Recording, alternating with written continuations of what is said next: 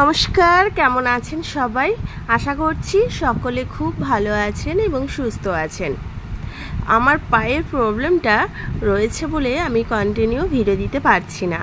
খুব একটু অসুবিধে হচ্ছে, পাটা ফেলতে গেলেই ব্যথা হচ্ছে। ভাঙেনি, মোচ খেয়েছিল তো সেই জন্য একটু ব্যথা ব্যথা রয়েছে। আজ প্রায় 15-16 দিন ধরে ব্যথাটা আমি পাচ্ছি।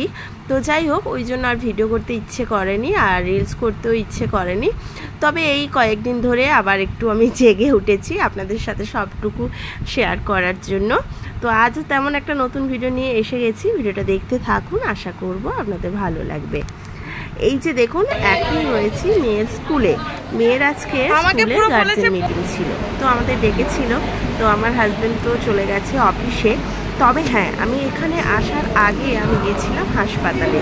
এখানে হাসপাতালে একজন ভালো হাড়ের ডাক্তার বসেন, তো আমার হাজব্যান্ড নিয়ে গেছিল। তারপর ওখান থেকে দেখে এখন আমি স্কুলে ঢুকেছি, আমার মেয়ের স্কুলে। তো গার্জেন মিটিংয়ের টাইমটা ছিল 1:30-এ। তো তারপর আমি এসে মিটিংটা জয়েন করি। তারপর ওখানে আমাদের রেজাল্ট দেয়। তো আমার মেয়ের রেজাল্টটা বেরিয়েছে ফার্স্ট সামেটিভে।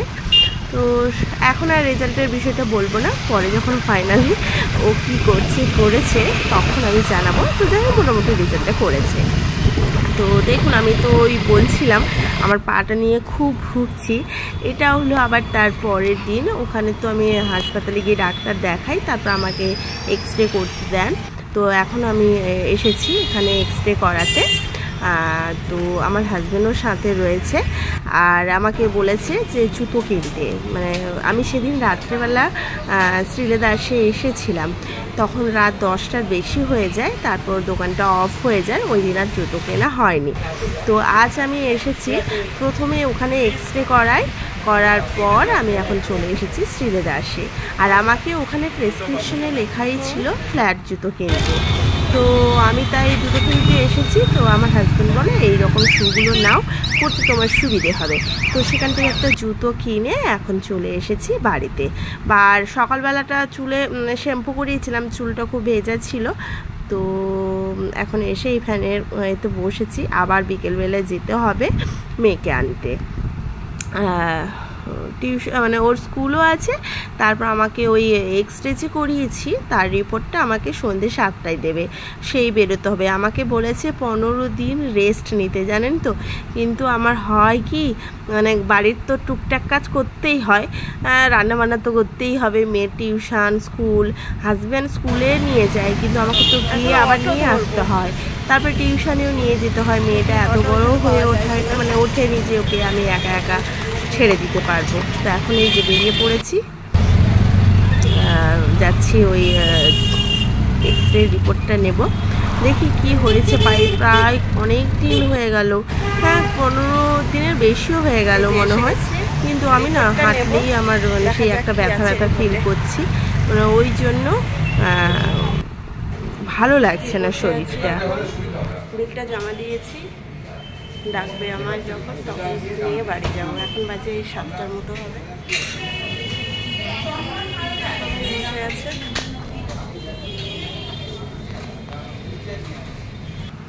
তারপর ওখান থেকে আমি আসি, এসে ফুচকার দোকানে একদম চলে আসি। অনেক দিন ফুচকা খাওয়া হয়নি, তো খেতেও আমার ইচ্ছে করছিল, আর ভাবলাম মেয়েটার জন্য নিয়ে যাব।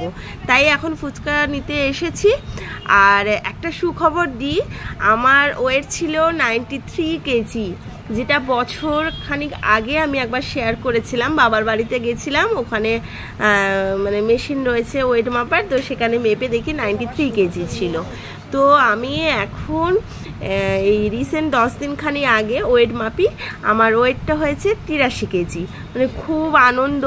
তবে হ্যাঁ, মাঝখানে খুব আমার কষ্ট হয়েছে, শরীর খারাপও হয়েছিল ডিসেম্বর মাসে। আমি খাওয়া দাওয়াটা খুব কন্ট্রোল করে দিয়েছিলাম। রাত্রেবেলা খাওয়া দাওয়া খুব কম, কবে খেতাম না। সারাদিনে যতটুকু পরিমাণে খেতাম সেই খাবারটাও ঠিকঠাক খেতাম না। তো সেক্ষেত্রে কি হয়েছে, আমার প্রেশারটা লো হয়ে গেছিলো। তবে যাই হোক, এখন শরীরটা ভালো আছে, এই পাটা নিয়ে একটু ভুগছি, তবে আমার ওয়েটটা কমেছে। আর এদিকে দেখুন, আমি এখন রেডি হচ্ছি। এখন বাজে এই 12টা 15-20 মতো হবে।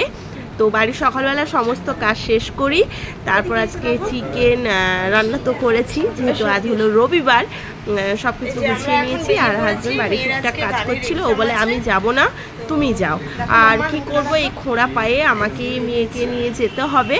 আর ও বলে ওখানে মহিলার দল থাকবে, আমি গিয়ে ওখানে কি করব, আর বসারও মানে অনেকটা সময় নাকি লাগবে, মানে এইটা ভেবেছিলাম আমরা, যে ধরুন আমরা যদি 12:30 একটার দিকে যাই, হয়তো 1.5-2 ঘন্টা লাগবে, বসে থাকতে হবে।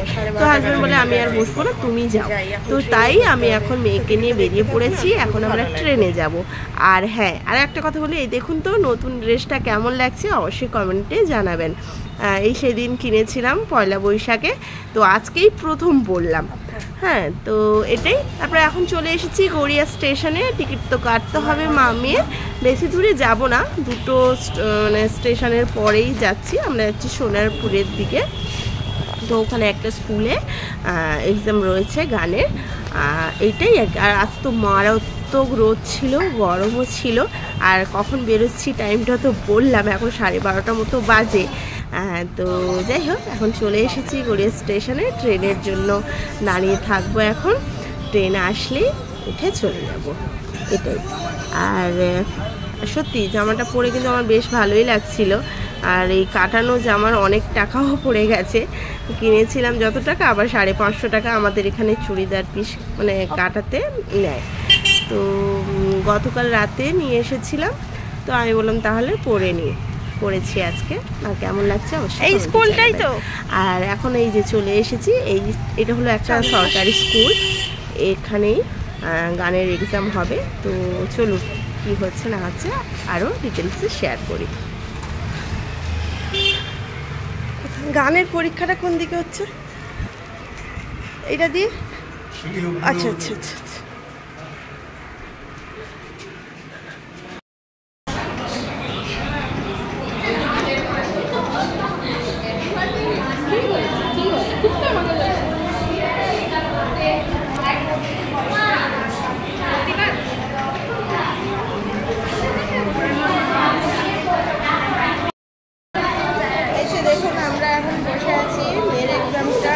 এখনো শুরু হয়নি, আমাদেরকে এখানে বসতে বলেছে। তো এই যে সবাই বসে আছি, এখন বাজে প্রায় 2টো মতো হবে। তো মেয়ের এখনো এক্সামটা শুরু হয়নি, হলেই তারপর বাড়ি যাব। বাইরে প্রচণ্ড রোদ, ট্রেনে করে তো আসলাম, তাতেও খুব গরম হচ্ছিল। তো যাই হোক, এক্সামটা শেষ হোক, তারপর আবার দেখা করছি। এখন টাকা।